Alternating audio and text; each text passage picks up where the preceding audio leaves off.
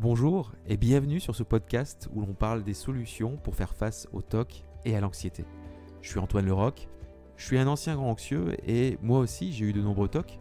Je souhaite partager ici certaines clés que j'aurais aimé connaître plus tôt. Saisissez-vous de celles qui vous conviennent parce que oui, il est possible d'aller mieux.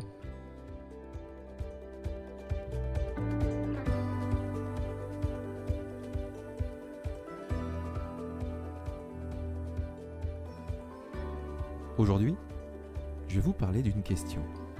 Une question qui a été posée sur un groupe Facebook. Est-ce que ça vous arrive de remercier vos TOC ? Vous vous en doutez, cette question a amené de vives réactions. Comment remercier ces TOC lorsqu'on souffre de cette maladie ? Comment remercier quelque chose qui nous pourrit littéralement la vie ? Ça n'a aucun sens. Et pourtant, et si cela permettait en réalité d'aller mieux ? Cette question de la gratitude est souvent posée par les thérapeutes. En quoi cela peut-il aider ? Nous verrons qu'avoir de la gratitude pour les TOC, ce n'est pas devenir masochiste, aimer la douleur que provoque ce stress dans sa vie. Il s'agit de bien d'autres choses. De faire une sorte de pirouette afin d'avancer plus vite sur son chemin de libération.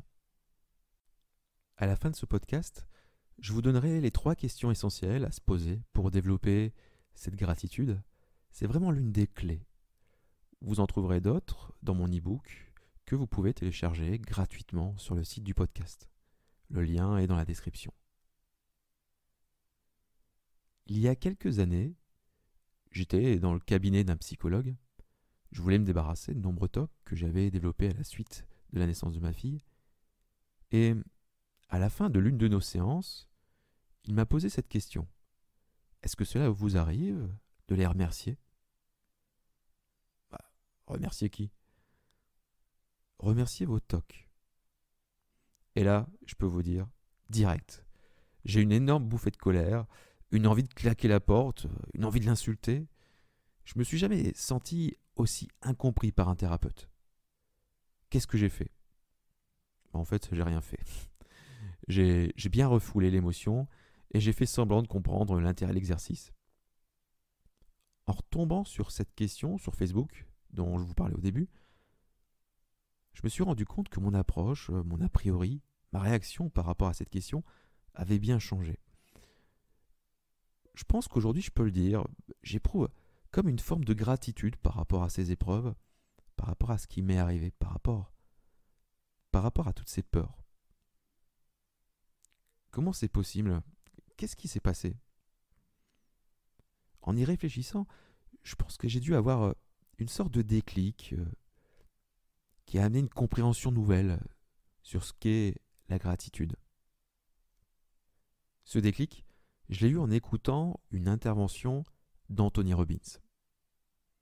C'est un coach qui est assez connu et qui fait des séminaires énormes, c'est à l'américaine. Il réunit des milliers de personnes dans une salle et au beau milieu de ce monde, il coach directement certaines personnes dans le public. Il interroge une femme qui vient le voir pour un problème de relation aux autres, donc rien à voir avec les TOC.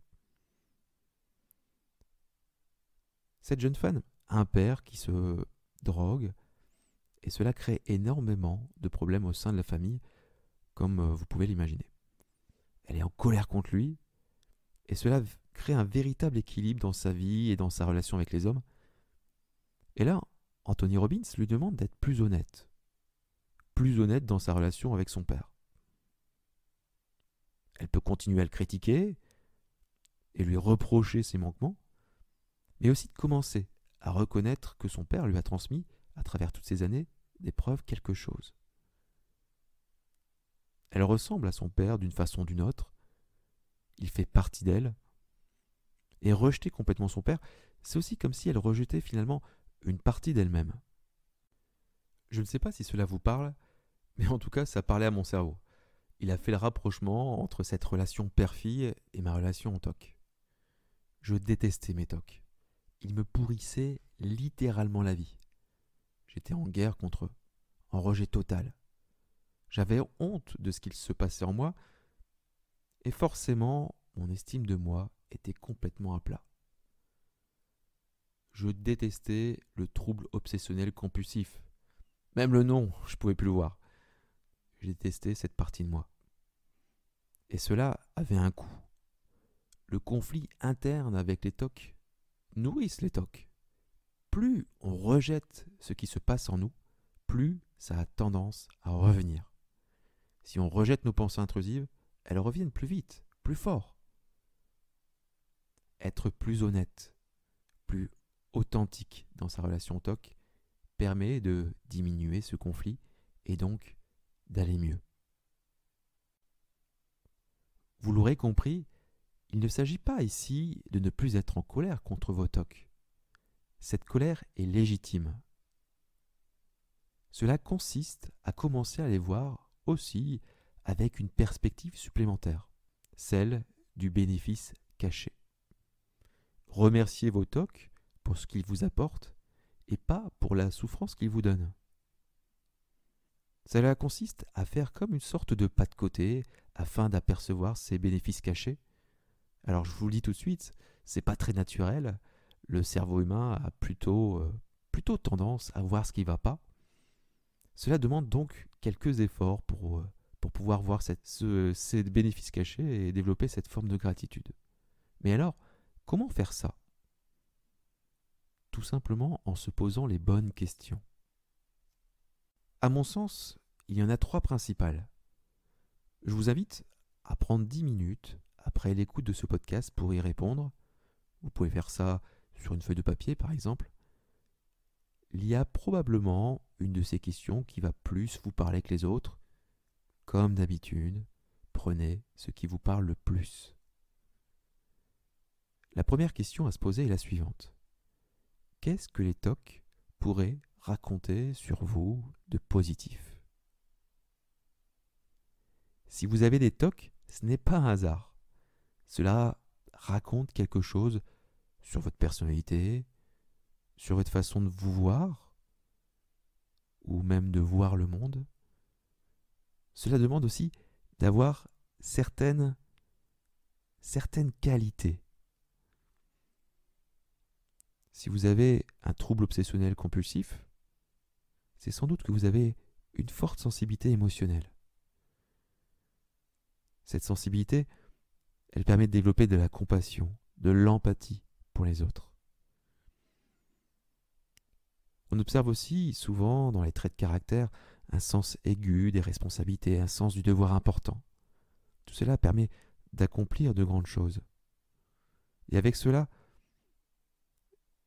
il faut bien le dire, chez les personnes qui ont des TOC, il y a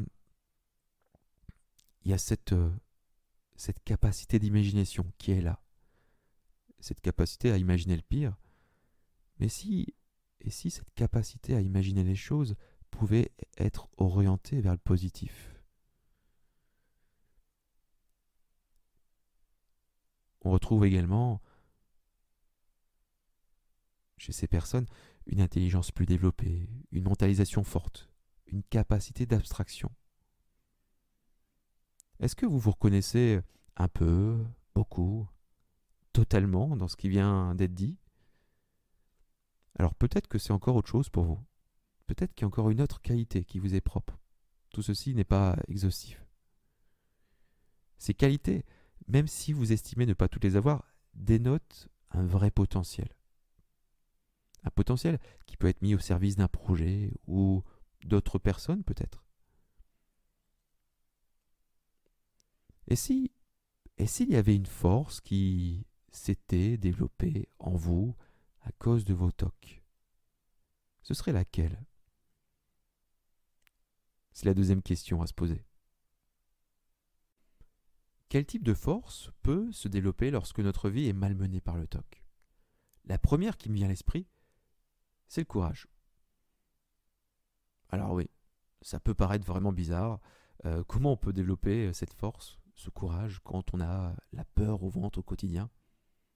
Le courage n'est pas l'absence de peur. Le courage, c'est agir malgré la peur. chacune de vos sorties de zone de confort, chaque fois que vous vous exposez à une de ces peurs, vous développez un peu plus à chaque fois ce muscle du courage en vous. Un muscle qui permet d'avancer malgré l'adversité. Quelles autres forces peuvent se développer? Il y a certaines personnes qui vont davantage se tourner vers la spiritualité, d'autres vont s'ouvrir au développement personnel, vont faire plus de sport pour pouvoir être plus relaxés. Je connais aussi des personnes qui ont des TOC, qui vont établir des relations plus authentiques, plus profondes avec leurs proches, pour pouvoir trouver du soutien. Et puis, il y a aussi une chose, lorsqu'on traverse ce genre de choses, on a forcément plus d'empathie. Plus d'empathie face aux difficultés des autres. Je pense vraiment que ce dernier élément, c'est une vraie force de l'être humain. Pour ma part, j'étais quelqu'un de très cartésien, et je le reste encore un petit peu quand même, mais toute cette histoire avec le TOC m'a obligé à m'ouvrir à d'autres dimensions. Bon, je vous en dirai un peu plus tard. La dernière question, en fait, elle est liée aux deux précédentes. Comment donner du sens à ce qui vous arrive? Comment récolter les fruits de votre histoire avec les TOC? Ces qualités dont je vous ai parlé, ces forces qui se sont développées pour faire face à l'adversité, dénotent un vrai potentiel. Comme je vous le disais tout à l'heure, ce potentiel, il peut être mis au service d'un idéal ou même d'autres personnes. Si vous alliez mieux, si les TOC se taisaient un tout petit peu dans votre vie, ce serait quoi ce projet? Pour ma part, c'est ce podcast qui participe à donner du sens à ce que j'ai vécu. Voilà, vous avez les 3 questions. Qu'est-ce que le TOC pourrait raconter sur vous de positif? Quel type de force le TOC vous a amené à développer? Et puis la dernière, qu'allez-vous faire de ces nouvelles ressources en vous? Je vous encourage vraiment à faire cet exercice. Passez ces 10 minutes avec vous-même. Alors, si rien ne vient au début, n'abandonnez pas, soyez persévérant. Notez même les idées qui vous semblent idiotes, un peu farfelues. Vous verrez qu'au bout d'un moment, il est possible que votre crayon se mette à courir tout seul sur le papier. Par la suite, dans la journée, il est possible qu'il y ait d'autres idées qui vous viennent. Renotez-les. Voilà, l'écriture est important pour que vous puissiez davantage conscientiser ce que le TOC vous apporte. Se poser ces questions et y répondre, c'est redonner, en quelque sorte, du sens à ce qui vous arrive. J'espère que ce podcast vous a plu. N'hésitez pas à mettre dans les commentaires ce que cet exercice vous a apporté. À ce propos, je remercie les personnes qui laissent des commentaires sous les vidéos et je remercie aussi les personnes qui m'envoient même des mails pour m'encourager. Ça me fait vraiment plaisir et ça me motive à continuer. Je vous souhaite d'aller mieux parce que oui, il est possible d'aller mieux et je vous dis à bientôt.